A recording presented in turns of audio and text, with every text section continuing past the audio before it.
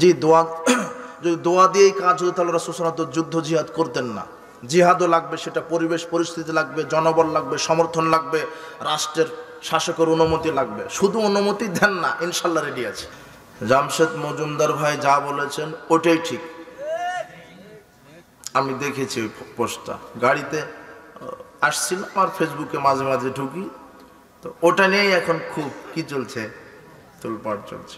আপনি যে দৃশ্যটা দেখলেন, কিছু মানুষের জিহ্বা আগুনের কেচি দ্বারা কেটে দেওয়া হচ্ছে, এরা হলো আপনার উম্মতের মধ্যে বক্তাগণ।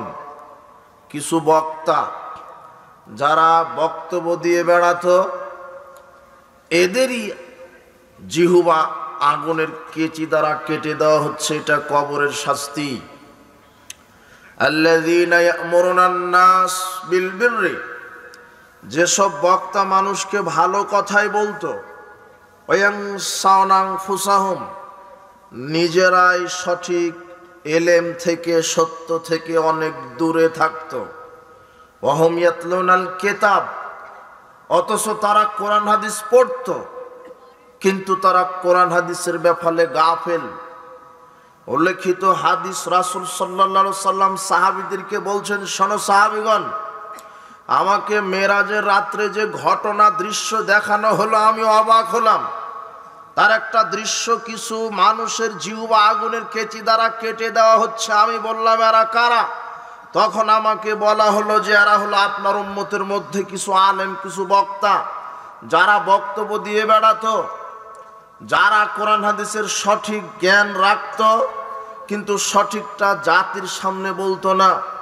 তার মানে আল্লাহ রাসূল সাল্লাল্লাহু আলাইহি ওয়াসাল্লাম এই কথা 1450 বছর পূর্বে কথা বলেছেন যে জাতির ভিতরে কিছু প্রতারক ভণ্ড বক্তা আলেম আছে, যারা সঠিক কোরআন হাদিস জানার পরেও নিজেদের নীতি গোড়ামি জেদ টিকিয়ে রাখার কারণে রাসূলের সুন্নাহকে অবজ্ঞা করে, আর ধরে ধরে পাইকারি দরে মানুষকে কাফের ফতোয়া দেয়।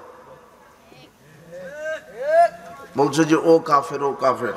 বাংলাদেশে কিছু বক্তা আছে যে এদের কাছে আপনি কাফের ফ্যাক্টরি পাবেন, ডিলারশিপের হাতে নিয়েছে। এই কথা রাসূল সাল্লাল্লাহু আলাইহি ওয়াসাল্লাম 1450 বছর পূর্বে বলে গেছেন যে এরা কোরআন সুন্নাহর জ্ঞান রাখবে, কিন্তু নিজেদের দল সংকীর্ণতা গোড়ামি জেদকে পুষিয়ে রাখার জন্য মানুষের সামনে সঠিকটা বলবে না।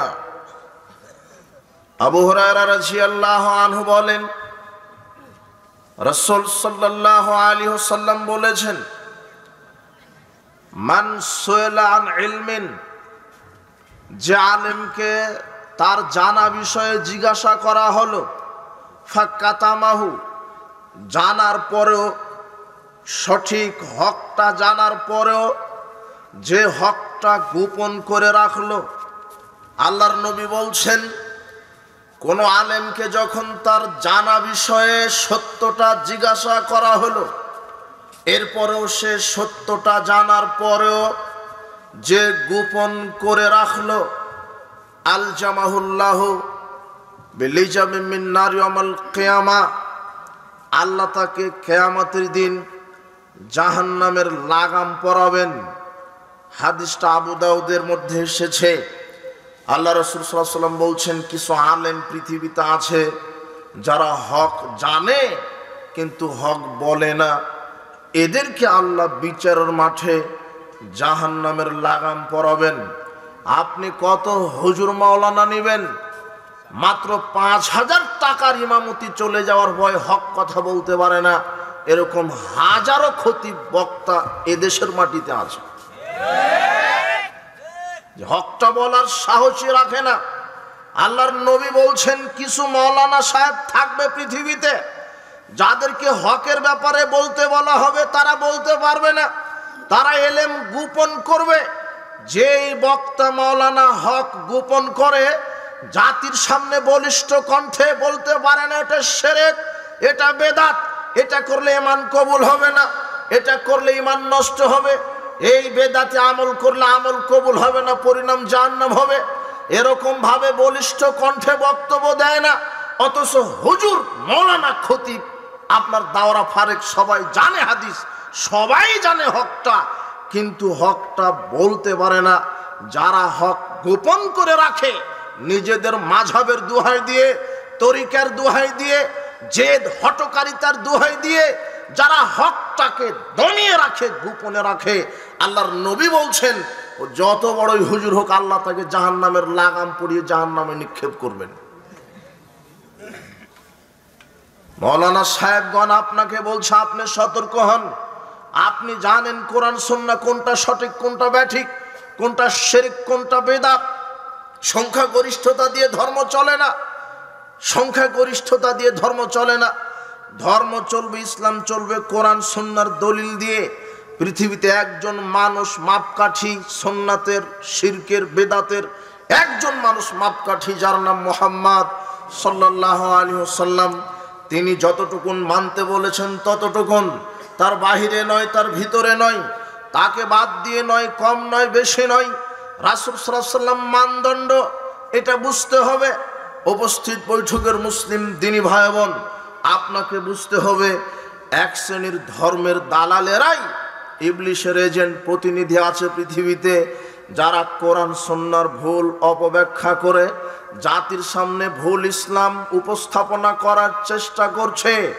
রাসূল সাল্লাল্লাহু আলাইহি ওয়াসাল্লাম বলছেন, শোনো, আব্দুল্লাহ ইবনে আমর রাদিয়াল্লাহু আনহু বলছেন, রাসূল সাল্লাল্লাহু আলাইহি ওয়াসাল্লাম বলেছেন, বাল্লিগু আন্নি ওয়ালাউ আয়া, আমার পক্ষ থেকে একটা হাদিস যদি তোমাদের জানা থাকে, আমার পক্ষ থেকে যদি কোনো আয়াত জানা থাকে, তাহলে সেটা তোমরা জাতির সামনে প্রচার করো, তোমরা সেটা জাতির সামনে বলে দাও।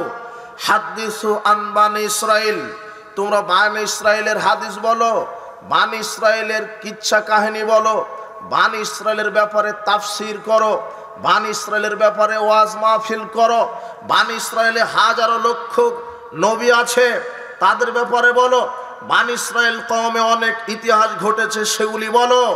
আমার যেগুলি, আমার পক্ষ থেকে যেগুলি হাদিস, সেগুলি তোমরা বলো। একটা জানা থাকুক আর 1 লক্ষ হাদিস জানা থাকুক, সেটা তোমরা বলো। বানি ইসরাইলের কাহিনী যদি তোমাদের জানা থাকে, সেটা বলো। হাদিসুন বানি ইসরাইল, তোমরা বানি ইসরাইলের কাহিনী বলো। ওয়ালা হারাজ, এতে কোনো দোষ থাকবে না, এতে কোনো অপরাধ তোমাদের হবে না, কোনো দোষ হবে না। মান কাযাবা আলাইয়া মুতাআম্মিদান ফালিয়াতাবাউ মাকাদাহু মিনান নার। তবে শুনে রাখো হে জাতি, আমি এই জাতির, আমার উম্মতের আলেম ওলামা, আমার উম্মতকে বলে যাচ্ছি, যারা কোরআন হাদিস বলতে গিয়ে আমার নামে মিথ্যা হাদিস জাতির সামনে বলবে, আমার উপরে মিথ্যা অপবাদ দিবে, আমার নামে হাদিস বলবে আর বলবে এটা রাসূল বলেছেন, অথচ আমি বলিনি, তাহলে সে যত বড়ই হুজুর হোক, তার থাকার জায়গা হবে জাহান্নাম। এ কথাই চূড়ান্ত, এ কথাই চূড়ান্ত। আপনার হুজুর যে হাদিস বলছে, সেটা যদি রাসূল সাল্লাল্লাহু আলাইহি ওয়াসাল্লাম থেকে প্রমাণিত না হয়, তাহলে আপনার ওই মাওলানা সাহেবের থাকার জায়গা কোথায়? জাহান্নাম। হাদিস বুখারী। এজন্য মাওলানা সাহেব, আপনি সাবধানতার সাথে জাতির সামনে বলেন, যতটুকুন সুন্নাহ প্রমাণ হয়, হাদিস দ্বারা প্রমাণ হয়, ততটুকুন বলেন। অযথা জাতির সামনে মিথ্যা কথা বলেন না। রাসূল সাল্লাল্লাহু আলাইহি ওয়াসাল্লাম বলছেন, মাকুল আলাইয়া মালাম আকুল, কেউ যদি আমার নামে কোনো হাদিস বানায়, আমার নামে কোনো হাদিস বলে যেটা আমি বলিনি, ফালিয়াতাবাউ মাকাদাহু মিনান নার, তার থাকার জায়গা জাহান্নাম। আল্লাহর নবী বলছেন, লা তাকযিবু আলাইয়া, আমার ব্যাপারে তোমরা মিথ্যা আরোপ করো না। ফাইন্নাহু মান কাযাবা আলাইয়া ফালিয়ালিজিন নার, যে ব্যক্তি আমার উপরে মিথ্যা আরোপ করবে, তার থাকার জায়গা হবে জাহান্নাম। উপস্থিত বৈঠকের মুসলিম দিনী ভাই বোন, এই সব কিছু, সব হাদিসটা আল্লাহর নবী বিশেষ করে আলেম ওলামাদের ব্যাপারেই বলেছেন। কেননা জাতির সামনে কোরআন হাদিসের নামে বক্তব্য দেয় আলেম ওলামারা। এই জন্য আলেম ওলামাদেরকে সাবধানতার সাথে কথা বলতে হবে। আল্লাহর নবী বলছেন, আল্লাহর নবী এই কথাই বলছেন, তোমরা কোরআন সুন্নাহ বলতে গিয়ে সাবধানতা অবলম্বন করো, তোমরা কোরআন সুন্নাহ বলতে গিয়ে সাবধানতা অবলম্বন করো। সাওবান রাদিয়াল্লাহু আনহু বলছেন, রাসূল সাল্লাল্লাহু আলাইহি ওয়াসাল্লাম বলেছেন, ইন্না মিম্মা আতাখাওয়াফু মিনহু আলা উম্মতি আম্মাতান মুদিল্লিন, আমি আমার উম্মতের উপরে সবচেয়ে যেগুলি বিষয় ভয় করছি, তার মধ্যে কিছু প্রতারক ভণ্ড পথভ্রষ্ট আলেমের আবির্ভাব ঘটবে। আমি তার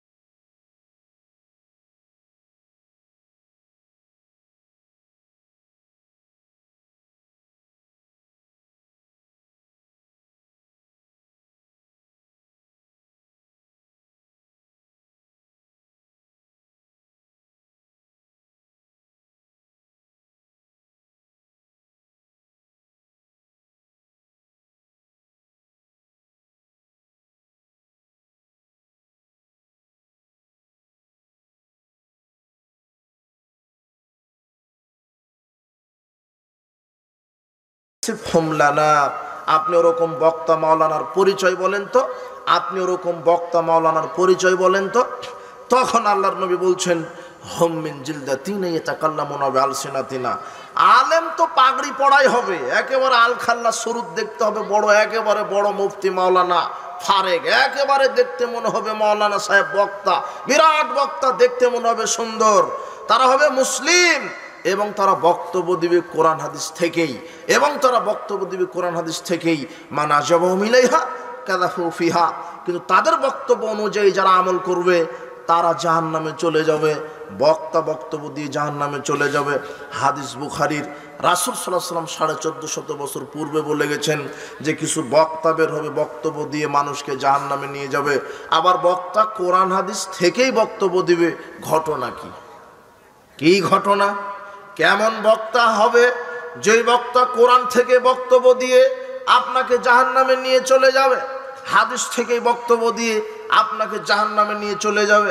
শুনেন, বক্তা কোরআনের আয়াত তেলাওয়াত করবে ঠিক, কিন্তু ব্যাখ্যা করবে নিজের মতো করে, শয়তান যেভাবে বুঝাতে বলবে ওইভাবে বুঝাবে। হাদিসও পাঠ করবে ঠিক, কিন্তু হাদিসের বোঝ নিবে শয়তান যেভাবে ওহী করবে ওইভাবে নিজের মতো করে। অথচ আমাকে কোরআন সুন্নাহ বুঝতে হবে রাসূল সাল্লাল্লাহু আলাইহি সাল্লাম যেভাবে বুঝেছেন ওইভাবে। কিভাবে বুঝতে হবে? কোরআনটা নাজিল হয়েছে রাসূল সাল্লাল্লাহু আলাইহি সাল্লামের উপরে, না আপনার ওই পীর সাহেবের উপরে? রাসূল সাল্লাল্লাহু আলাইহি সাল্লামের উপরে। তো তিনি ভালোভাবে বুঝাতে পারবেন নাকি পীর সাহেব? আর রাসূল সাল্লাল্লাহু আলাইহি সাল্লামের উপরে যখন কোরআন নাজিল হয় তখন সাহাবীদের সময় ছিল, সাহাবীদের সময় ছিল, কোরআন নাজিল হয়েছে সাহাবীদের সময়ে। তো সাহাবীগণ বেশি ভালো বুঝবেন না আপনি ভালো বুঝবেন? তাহলে বুঝটাও নিতে হবে সালাফদের বুঝ অনুযায়ী, সাহাবীদের বুঝ অনুযায়ী আপনাকে আমল করতে হবে। উপস্থিত বৈঠকের মুসলিম দিনী ভাই বোন, এই হাদিস প্রমাণ করে কিছু বক্তা, কিছু আলেম আছে যারা জাতির সামনে বক্তব্য দিয়ে, ভুল ভাল ভ্রান্ত বক্তব্য দিয়ে, বেদাতি শিরকি মানহাজের উপরে বক্তব্য দিয়ে মানুষের ঈমানকে চুরি করছে, মানুষের ঈমানকে নষ্ট করে এরা জাহান্নামের দিকে নিয়ে যাচ্ছে। এরকম পথভ্রষ্ট আলেম থেকে আপনাকে বিরত থাকতে হবে, এরকম পথভ্রষ্ট আলেম থেকে আপনাকে বিরত থাকতে হবে। রাসূল সাল্লাল্লাহু আলাইহি সাল্লাম বলেছেন এক শ্রেণীর বক্তা আলেম বের হবে যারা মানুষকে বক্তব্য দিয়ে জাহান্নামে নিয়ে যাবে। এক শ্রেণীর আলেমের উপরে, বক্তার উপরে শয়তান ওহী নাজিল করে। কে ওহী নাজিল করে? শয়তান। এই বক্তব্যটা তোমাকে বুঝতে হবে, তাহলে তুমি বুঝতে পারবে যে এক শ্রেণীর প্রতারক হুজুর বক্তা বাংলাদেশে আছে। দেখো তোমাকে বুঝাই, আল্লাহ বলছেন যে এক শ্রেণীর মৌলানা থাকবে, এক শ্রেণীর হুজুর মাওলানা মুহাদ্দিস থাকবে যাদের উপর শয়তান ওহী করবে। দেখেন আয়াত আছে সূরা আনামের, দুইটা আয়াতে এসেছে এই কথা। আনামের 112 আয়াত আর 121 আয়াত। আল্লাহ বলছেন ও কাযালিকা জাআলনা লিকুল্লি নাবিয়্যিন আদুওয়ান শায়াতিনাল ইনসি ওয়াল জিন। আল্লাহ বলছেন আমি এভাবেই প্রত্যেক নবী রাসূলদের উপরে শত্রু হিসেবে প্রেরণ করেছি, মানুষের ভিতর থেকে কিছু শয়তান, জিনদের ভিতর থেকে কিছু শয়তান। ওই যে সূরা নাস পড়তে গিয়ে আমরা বলি না মিনাল জিন্নাতে ওয়ান নাস, শয়তান জিনের মধ্যেও আছে, শয়তান মানুষের মধ্যেও আছে। মানুষ শয়তানকে যে বলছো যে চল মোড়ে গিয়ে ক্যারাম খেলিয়ে হলো মানুষ শয়তান, কথা বুঝেন নেব না। ওই যে চল অমুক জায়গাতে সিনেমা হচ্ছে চল ওখানে, ওই যে অমুক জায়গায় গানের আড্ডা হচ্ছে ওইখানে চল যাই, এলো মানুষ শয়তান, ওলো শয়তান, এলো নগদ মানুষ শয়তান। আর ওই যে তুমি রাত্রে শুয়ে আছো, তোমার অন্তরে ক্রমন্তনা দিচ্ছে ওই যে নারীটা খুব সুন্দর, ওকে ফোন দিয়ে বল যে অমুক পার্কে একটু ঘুরে আসি, ওলো জিন শয়তান। ও বলছে যে চলো 31 নাইট পালন করি, পয়লা বৈশাখ পালন করি, হলো জিন শয়তান। আর যারা এগুলি পালন করে আর হলো শয়তানের এজেন্ট, শয়তানের গোলাম, এদের উপরে শয়তান ওহী নাজিল করে। তবে আল্লাহ সুবহানাহু ওয়া তাআলা বলছেন শোনো, আমি প্রত্যেক নবীদের উপরে শত্রু হিসেবে প্রেরণ করেছি, মানুষের মধ্য থেকে কিছু শয়তান, জিনদের মধ্য থেকে কিছু শয়তান। ইউহি বা'দুহুম ইলা বা'দিন যুখরুফাল কাওলি গুরুরা, এরা একে চমকপ্রদ কথা খরিদ করতে পারে। এই শয়তান আরেক শয়তানের উপরে, জিন শয়তান মানুষের উপরে এমন চমকপ্রদ ওহী খরিদ করতে পারে যে কিছু বক্তা আছে দেখবেন একেবারে চমকপ্রদ সুন্দর বক্তব্য দিয়ে, গরম বক্তব্য দিয়ে ও বেদাত প্রমাণ, ও সুন্নাহ প্রমাণ করে, অথচ আমলটা বেদাত। চমকপ্রদ, একেবারে চ্যালেঞ্জিং, কয়েকটা ইংরেজি ঝেড়ে দিবে, কয়েকটা আরবি ঝেড়ে দিবে, কয়েকটা ডিগ্রি বলে দিবে, এমন চমকপ্রদ একটা বাক্য খরিদ করে আপনাকে বলবে এটাই করতে হবে, অথচ তার দলিলই নেই। যুখরুফাল কওলে গুরুরা, আল্লাহ বলে দিচ্ছেন কিছু শয়তানের এজেন্ট থাকবে যারা চমকপ্রদ কথা খরিদ করে শ্রোতাদেরকে ভ্রান্ত করে দিবে। এরপরের আয়াত সূরা আনামের 121 আয়াত খুলবেন।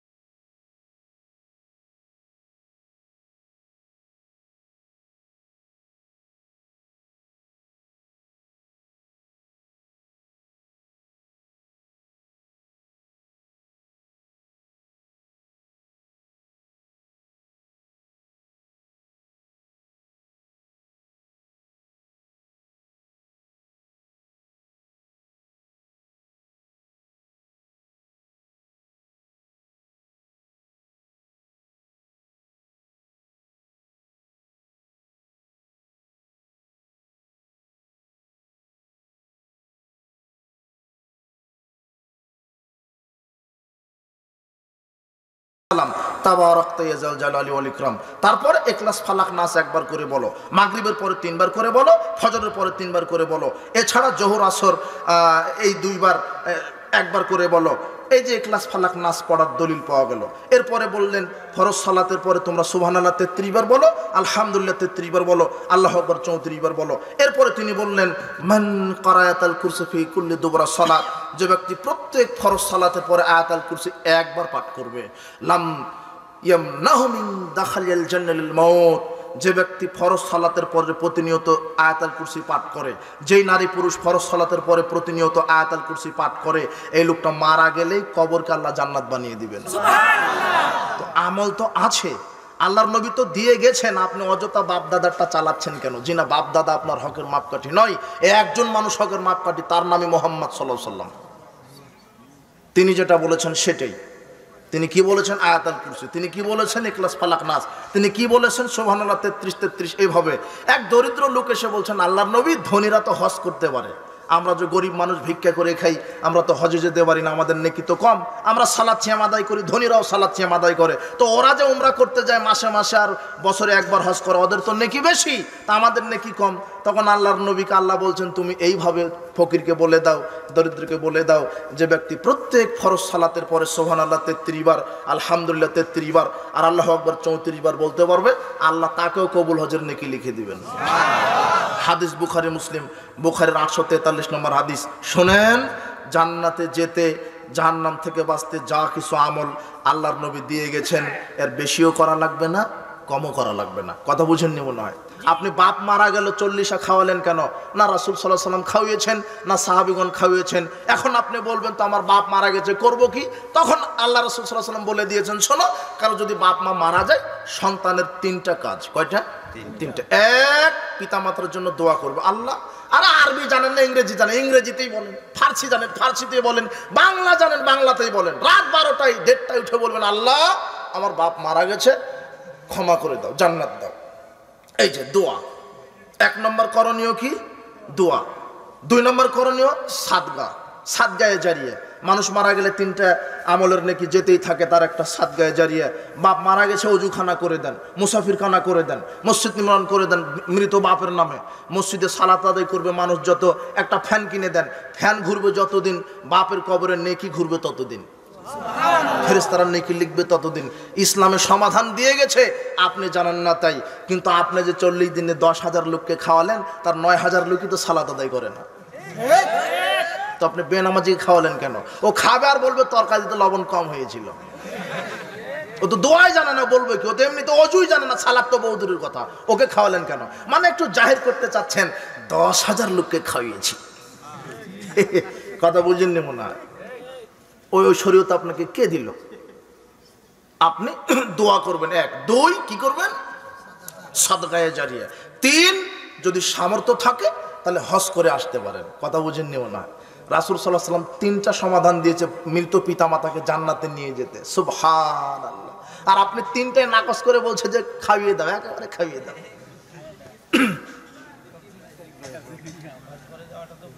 এই জন্য সাবধান, যাদের পিতা মাতা মারা গেছে এখনই আল্লাহকে বলেন আল্লাহ বাপকে ক্ষমা করে দাও, এখন আকাশের দরজা খোলা আছে, দোয়া কবুল হয়ে যাবে। যাদের পিতা মাতা অসুস্থ, আল্লাহ আমার মা অসুস্থ, আমার মাকে তুমি সুস্থতা দান করো, দোয়া করেন। সব কিছু ওপেন করা আছে, কোরআন সুন্নাহ যেটা আছে সেটা মানবো। মা আতাকুমুর রাসূলু ফাখুযুহু ওয়া মা নাহাকুম আনহু ফান্তাহু। রাসূল যা দিয়েছেন তা মেনে নিব, রাসূল যা নিষেধ করেছেন তা থেকে বিরত থাকবো, এটাই আমাদের হওয়া উচিত। সর্বশেষ আমি যে বিষয়টা কথা বলতে চেয়েছিলাম, সময় অনুকূলে হলো না। আপনারা সবাই জানেন, খুব আনন্দ করে ঈদ পালন করলেন, রমাদান পালন করলেন, ঈদে কত পোশাক কিনলেন, কিন্তু বিশ্বাস করেন আমার নির্যাতিত ফিলিস্তিনের মুসলিম ভাইয়েরা খুব ভালো নেই। আমরা তাদের জন্য দোয়া করি, প্রতিপালক তুমি আমার মুসলিম ভাই বোনদেরকে তুমি হেফাজত করো। এই হায়না কুকুর শোরের দল ইহুদি সাম্রাজ্যবাদীকে তুমি ধ্বংস করো, লানত করো। দোয়া করি আল্লাহ, যেদিন কাবা ঘর ধ্বংস করতে এসেছিল আবরাহা, কেউ ছিল না, তুমি ঝাঁকে ঝাঁকে পাখি প্রেরণ করে কাবা ঘরকে বাঁচিয়েছো। বিশ্বাস করি তুমি আজও পারো ফিলিস্তিনকে বাঁচাতে।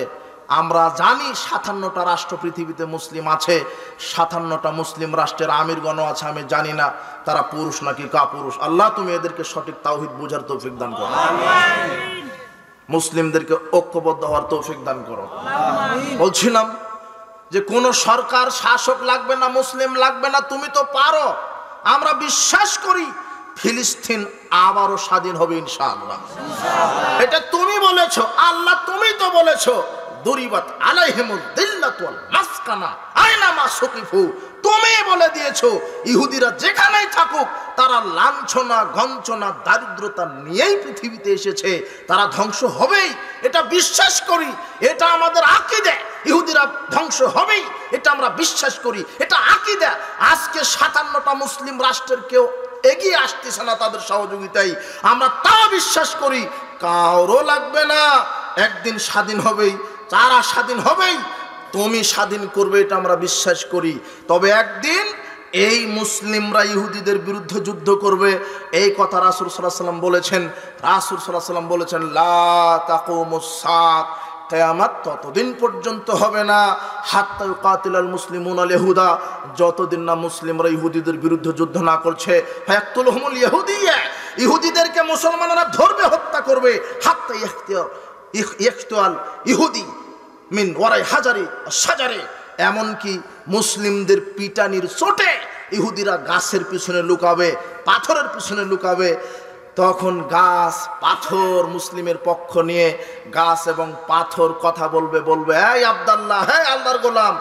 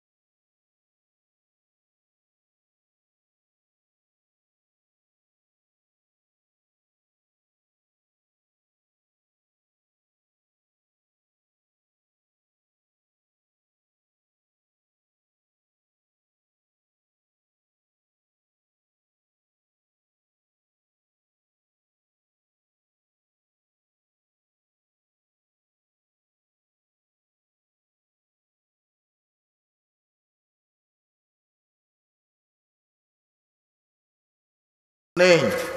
মসজিদের মেম্বারের উপরে একদিকে আল্লাহ অন্যদিকে মোহাম্মদ লেখা যাবে কি? যাবে না।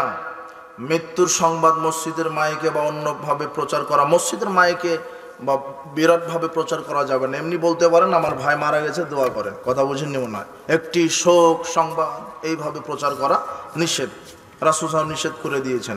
মুসলিম জাতির পিতা আদম আলাইহিস সালাম নাকি ইব্রাহিম আলাইহিস সালাম? আচ্ছা, জাতির পিতা, মানুষের জাতির পিতা আদম আলাইহিস সালাম। তাহেরি হুজুরের বক্তব্য,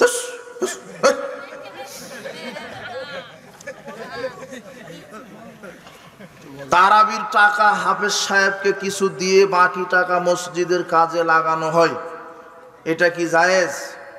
ওটা নিয়তের উপর নির্ভর। যদি জনগণ বলে যে এটা হুজুরকে দেওয়ার জন্য দিলাম, এভাবে দিদি যদি 1 কোটি টাকাও দেয় 1 কোটি হুজুরকেই দিতে হবে, কথা বুঝেছেন? যে হুজুরকে, হুজুরের পারিশ্রম, তাহলে ওই হুজুরকেই দিতে হবে।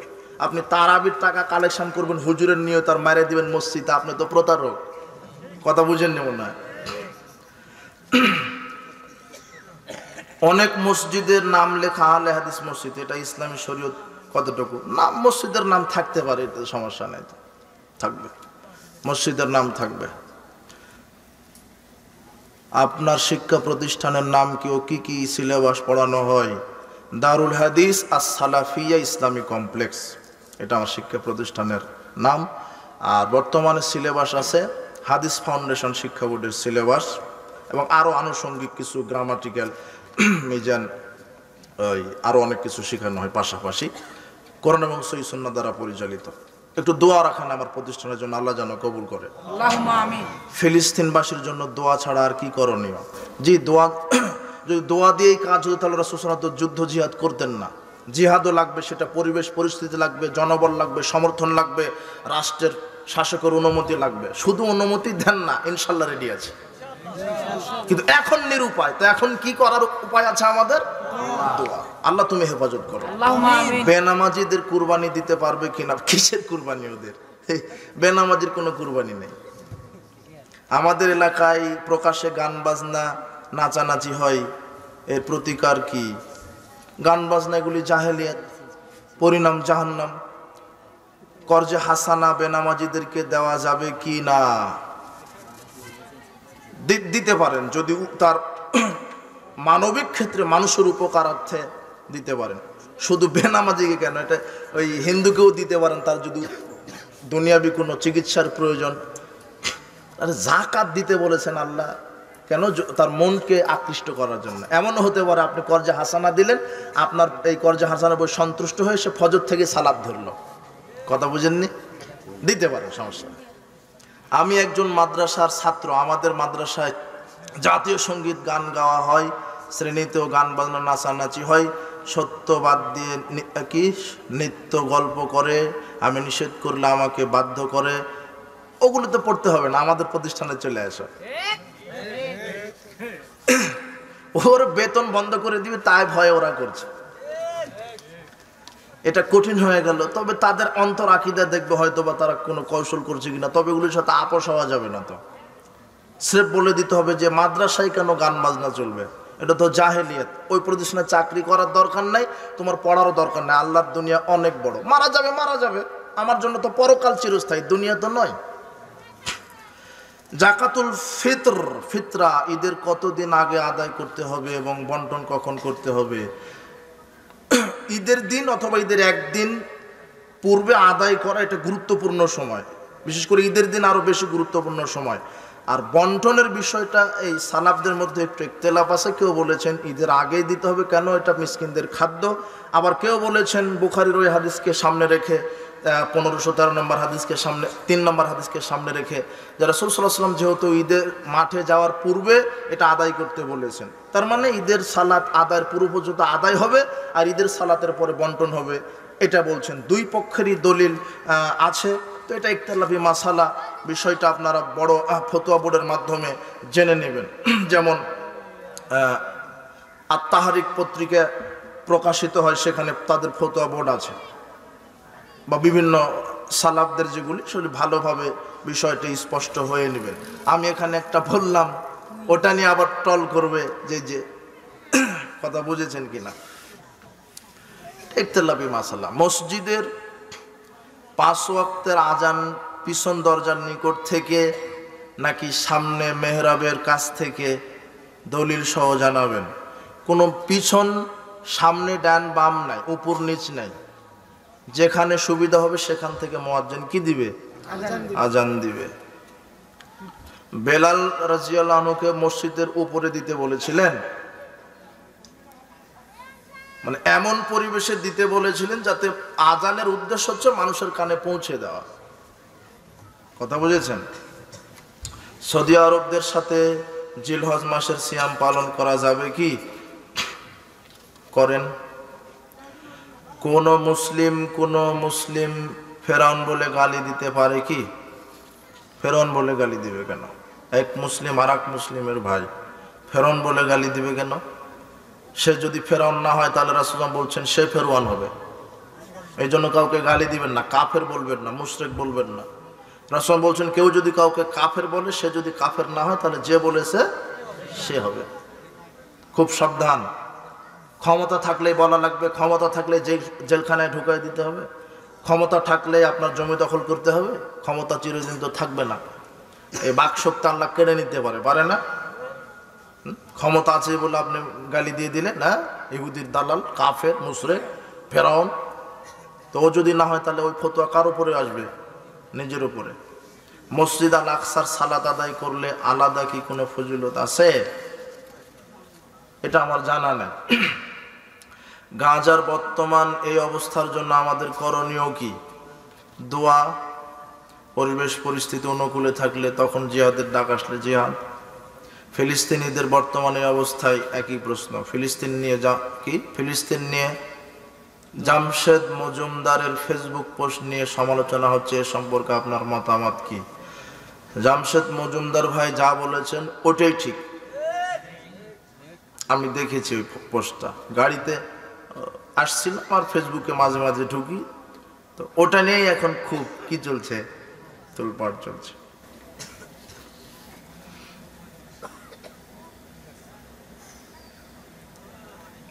পাশের মসজিদের মুয়াজ্জিন বলেছিলেন চাল দিয়ে ফিতরা দেওয়া বিদআত, আর বলেছেন সালাতের পরে যারা মুনাজাত না করে তারা জাহান্নামী। তাকে এই বিষয়ে কিছু নসিহত জানাবেন। ও জাহান্নামের কি ডিলার হাতে নিয়েছে নাকি?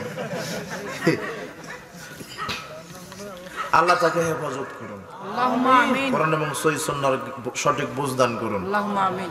অনেকে বলে জর্দা খাওয়া হারাম না, তাহলে কি তামাকের চাষ করে সেই টাকা খেয়ে জান্নাতে পেতে পারি? জান্নাত জাহান্নাম ওটা তো পরের সাবজেক্ট। যেটা তামাক, এগুলির ভিতরে মাদক আছে, নেশাদার দ্রব্য। বিড়ি, সিগারেট, তামাক, জর্দা, গুল, এগুলি নেশাদার দ্রব্য, এগুলি হারাম। এর অর্থ হারাম, এর দ্বারা জীবিকা নির্বাহ হারাম। আজকে তওবা করেন, আর হারাম খেলে লা ইয়াদখুলুল জান্নাতা জাসাদুন গুযযা বিল হারাম, ওই দেহ জান্নাতে যাবে না যেই দেহ হারাম খাদ্য দ্বারা গঠিত। এছাড়া আরো একাধিক মাদক যারা সেবন করে 3 শ্রেণীর মানুষ জাহান্নামে যাবে, যারা মাদক নিয়মিত সেবন করে। কাজেই তামাক চাষ হারাম, তামাক উৎপাদন করা, বিড়ি, সিগারেট এগুলি হারাম, এগুলি থেকে বিরত থাকবেন। হে যুব সমাজ, তোমরা মাদক থেকে, জেনা, ব্যভিচার, গান বাজনা, জুয়া থেকে বিরত থাকো, আর তাওহীদ এবং সুন্নাহর উপর ঐক্যবদ্ধ হয়ে সমাজ সংস্কারে ভূমিকা পালন করা আল্লাহ তোমাদেরকে কবুল করুন। আজকের উপস্থিত বৈঠকের মুসলিম দিনী ভাই যারা যে যেখান থেকে এসেছেন, আর প্রশ্ন হবে না, রাত 1টা পার হয়ে গেছে। সবার জন্য দোয়া করি, আল্লাহ আমাদেরকে হেফাজত করুন, দীর্ঘ সুস্থ নেক হায়াত দান করুন। বারাকাল্লাহু ফিকুম। এবং ঈমানের সাথে আমাদেরকে মৃত্যুবরণ করার তৌফিক দান করুন। সুবহানাকা আল্লাহুম্মা ওয়া বিহামদিকা আশহাদু আল্লা ইলাহা ইল্লা আনতা আস্তাগফিরুকা ওয়া আতুবু ইলাইকা। আসসালামু আলাইকুম ওয়া রাহমাতুল্লাহি ওয়া বারাকাতুহু।